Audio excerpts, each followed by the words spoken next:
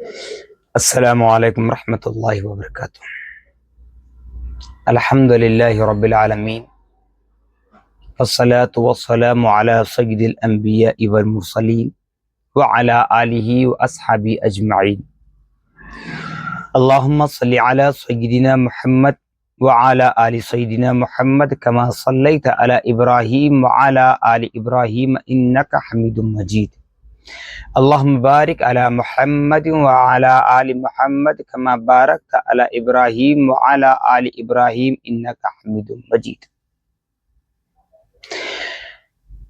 بے شمار تعریفیں اس خدائے برتر کے لیے جو سارے عالموں کا خالق و مالک ہے۔ بے شمار تعریفیں اس خدائے بزرگ کے لیے جس نے ساری کائنات کو پیدا فرمایا، ساری کائنات کو روزی دے رہا ہے، میدان محشر کا مالک و مختار ہے۔ کروڑا انگنت درود و سلام ہو اس نبی محتشم محمد الرسول اللہ صلی اللہ تعالی علیہ وسلم پر کہ جس نے بے کسوں کی، مجبوروں کی مدد کی۔ یقیناً اس آقائے دو جہاں، تاجدار کونین محمد الرسول اللہ صلی اللہ تعالی علیہ وسلم کی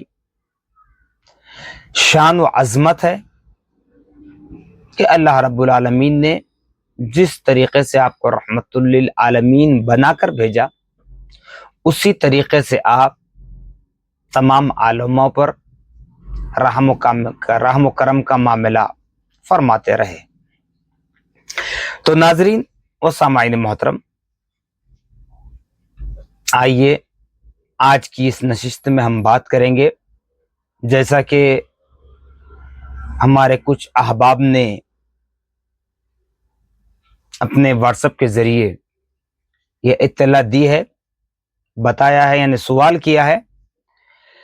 سفر المظفر کا مہینہ جب پاک و صاف ہے تمام آفات و بلیات سے وغیرہ، تو پھر یہاں ابتدائی 13 دن یعنی 14 تاریخ تک نئے شادی شدہ جوڑوں کو، یعنی نئی دلہا دلہن کو الگ کیوں کیا جاتا ہے؟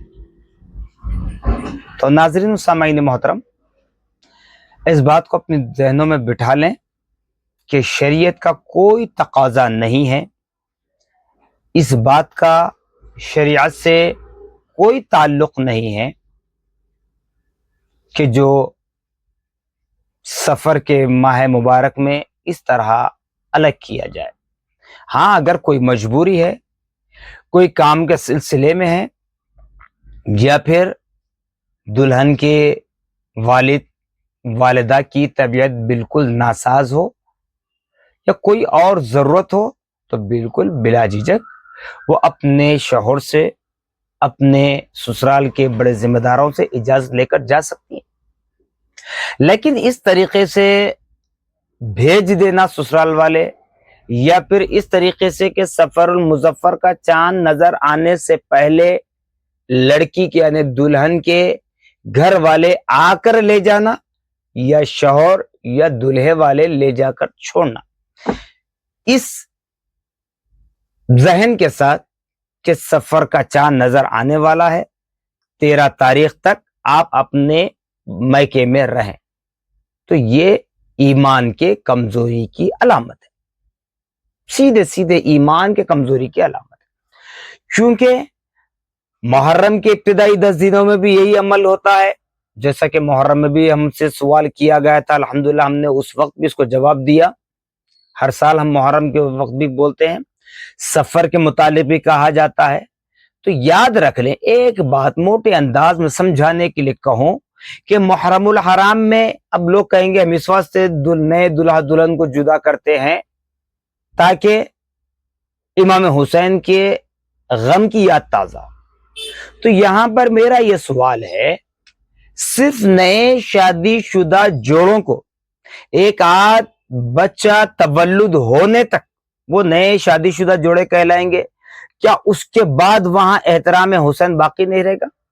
کیا اس کے بعد وہاں امام حسین کا غم یاد نہیں آئے گا؟ تو پھر پرانے جو شادی شدہ جوڑے ہیں ان کے لیے کوئی حرمت نہیں ہے؟ ایسے تو سب کے لیے اسلام یکساں ہے، سب کے لیے ایک ہی فیصلہ دیتا ہے، لیکن جو آج کل کے انداز میں جو بتایا جاتا ہے اسی اعتبار سے بات کر رہا ہوں۔ اسی طرح ابھی سفر مظفر کی 13 تاریخ 13 دنوں کے لیے جو منحوس کہا جاتا ہے، تو کیا یہ منحوسیت نعوذ باللہ معاذ اللہ استغفر اللہ، سفر کا مہینہ پاک و صاف ہے، یہ بات واضح کی گئی، اور کوئی منحوسیت نہیں ہے، نحوست نہیں ہے۔ جیسے ہم نے پچھلے پروگرام میں کہہ دیا تھا کہ آخر میں ہم مجبور ہو کر کہتے ہیں کہ اگر کوئی خدا کے نظام میں مداخلت کر لے تو وہی سب سے بڑا منحوس ہے، کیونکہ اس کا ایمان کمزور پڑتا چلا جا رہا ہے۔